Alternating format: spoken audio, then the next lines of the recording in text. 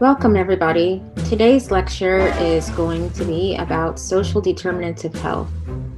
Believe it or not, these impact your life every single day. So, we are going to learn a little bit more about it in this week. Here on my screen, you see the Social Determinants of Health model created by Dow, Green, and Whitehead. Before, you never heard about this. Now, social determinants of health have exploded. They're everywhere. You hear it in regular conversation when we're talking about health, and doctors are even implementing it in their practices. So if you are a health major or health student, a nurse, physical therapist planning to become a coach, whatever, a psychologist, you will be operating out of a social determinants of health model. That's how important they are. A lot of research has been done on it. So let's take a moment and dive right in. Okay, here we go. This outer arc shows parts of the social determinants of health that an individual has control over, some type of control. And the further you move inwards, so the further you move inwards on this model, the less a person can control. So let's start from the middle and work our way out. In this middle part, we can't control it. We can't control our age. We can't control our race. These are things that we are born with. You can't control the sex that you are born with, although you can change your gender now these days, but you cannot control the sex that you are born with. There's a difference, which we'll learn about later this week or later this class period between sex and gender. Anyhow, these are items that you're born with. Now, as we move further, individual lifestyle factors, these things you have within your control. You can decide whether or not you're going to drink, you're going to smoke, you're going to exercise, you are going to eat right. You as an individual decide what your individual lifestyle factors are going to be. And all of these factors have a direct impact on your health. So social determinants of health have a direct impact, causal impact on your health. Your social and community networks also have an influence on your health. So whether or not you have friends, whether you're not, you have a social network, even something going to church research has shown has an impact on your health. And then you start to move out to the outer layers, and these are factors, the social determinants of health that the individual does not have in their control as much. And it's very much contingent on how rich or poor you are. So, for example, your housing, where you live matters, and where you live very much depends on how much income you make. You can want to live in Beverly Hills all you want, but if you're not making Beverly Hills money, forget about it. So your housing has a direct impact on your health. And housing in America, especially in America, has a direct impact on your education because your schools are funded by zip codes. So zip codes matter. And typically people who grow up in the poorest zip codes have the poorest health outcomes. So your living and working conditions, your work environment also matters. If you have a job where you have very low job demands and very high job demands and very low job control, which we'll learn about in this next week, then you're going to have a lot of stress. It has a negative impact on your health. If you are chronically unemployed, and it's not because you have just bad health, it's going to have an impact on your health. If you have poor access to good water, like the people in Flint, Michigan, or in other parts of America, that's going to negatively impact your health. And then you just have these general socioeconomic, cultural, and environmental conditions that also have a large influence that the person has no control over. So all of these factors, like the neighborhood you live in and how green it is and how safe it is, you can't control how safe your neighborhood is or how green your neighborhood is, but those factors, those social determinants, have a direct impact on your health. So that's social determinants of health in a nutshell. So let's take a look at this next slide where it talks about a basic definition from the World Health Organization. Social determinants of health are the conditions in which people are born, grow, live, work, and age. These circumstances are shaped by the distribution of money, power, and resources at a global, national, and local levels. So again, power shapes neighborhoods, money shapes neighborhoods, and those have a direct impact on your health. Centers for Disease Control, the CDC, has their own definition, saying that social determinants of health are the conditions in which people live, learn, work, and play. These factors profoundly influence the health of individuals and communities in the United States. So let's imagine that you live right next door to a refinery.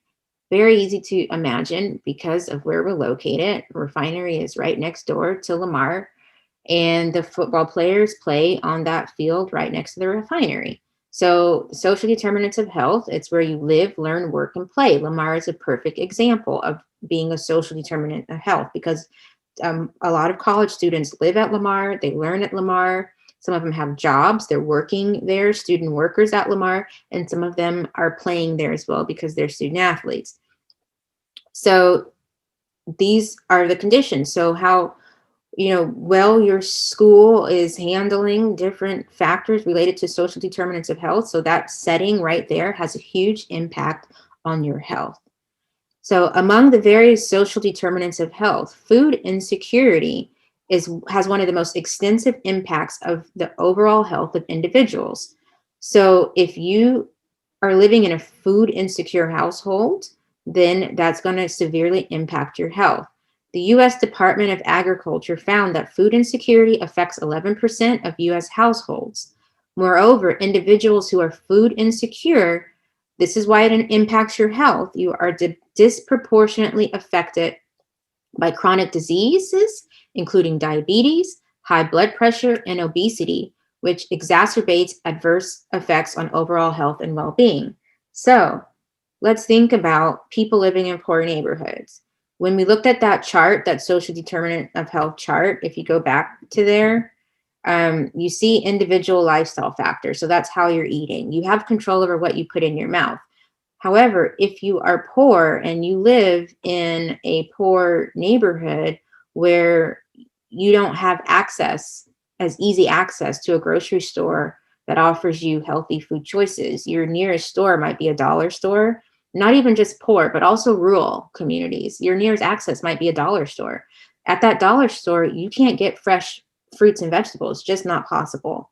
So let's imagine you don't have a car. So getting to the store is a challenge. So your first thing that you're going to do probably, which is easiest, is walk up or bike up to that dollar store or to the McDonald's or the Burger King or the Church's Chicken House, which is right in that community. Poor communities typically have tons of unhealthy eating options that are super affordable for a poor man's wallet, and so then you're going to see higher level of diabetes, hypertension in these communities because that's what they have easy access to. And in rural communities, it's the same because you just have the dollar store out there.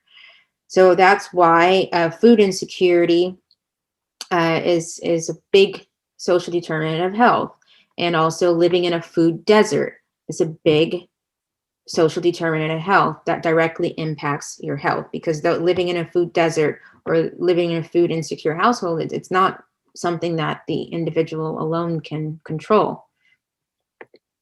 So social determinants in health and nutrition. Reflection on the role of communication. This is an excerpt from an abstract by the scientists here, Viswanathan. So what they write is that a healthy diet is considered a critical pathway in influencing chronic conditions such as hypertension, diabetes, cardiovascular disease, cancer, and obesity. So if you have a poor diet, you're going to increase your risk of these chronic diseases. And the current information environment around diet and nutrition is complex and often confusing to the public. though considerable evidence suggests that successful public health communication campaigns can promote health and prevent disease. So we know that if you give a good nutrition campaign about healthy eating, it works. However, studies also show that this success is subject to the influence of social determinants, such as social class, social network, race and ethnicity, and also neighborhood. So what that means is that if you want to have a successful communication campaign where you're helping people eat better, which a lot of people who work in public health do or want to do, or even in global public health, what the studies are showing is that social determinants has an influence. So it's a little bit harder to implement these types of communication strategies to get people to eat healthier when they're living in a certain neighborhood or from a different social class, or et cetera. And so that's what this is saying. So the next slide shows how social determinants of health and COVID-19 have been a big factor during the COVID-19 pandemic. So what we have seen is that poor communities suffer most. So as the virus spreads, the combination of large rural populations with high rates of underlying health conditions will create the perfect storm for COVID-19 to have devastating effects on rural America, particularly in the southeastern parts of the US. And this is sourced from an article looking at the devastation impacts of COVID-19 in rural communities.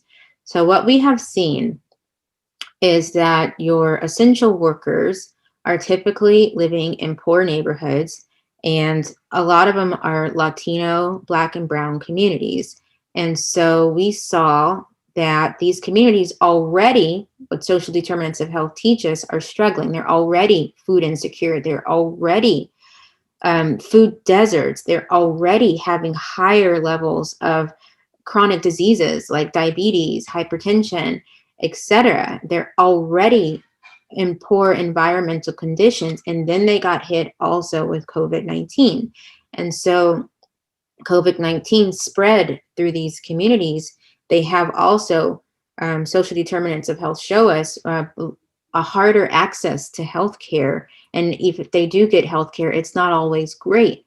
And this is showing how social determinants of health and COVID-19 have intertwined. So we have seen on a national level the importance of social determinants of health, how where you live matters for your health. We've also seen, if you watch the news, how different countries have handled and tackled COVID-19, with some countries doing better than others. So it's not just about the neighborhood of where you live matters. It's also the country about where you live matters and has a substantial impact on your health and your life expectancy. Thank you very much. I hope you got a lot from this lecture and how social determinants of health are super important and why they matter. And perhaps if you go off to work a health professional, you will watch that video from this week, because this woman, doctor, shows how she's using social determinants of health in her practice. So for example, when she's talking to someone who she knows is living in a food desert, she knows that she has to tailor her message to that person, because it's not going to be easy for that person to go eat an apple to get healthier. Or somebody who's living in a dangerous neighborhood, it's not going to be easy for them to go out and take a walk to work on their obesity levels. So she's having to tailor her message. So I invite you to listen to her video this week, and just think for a moment of how the different social determinants in your life have impacted your health. If you have any questions about today's lecture, feel free to send a message to me. I look forward to next week. Thank you. Have a nice day. Bye-bye.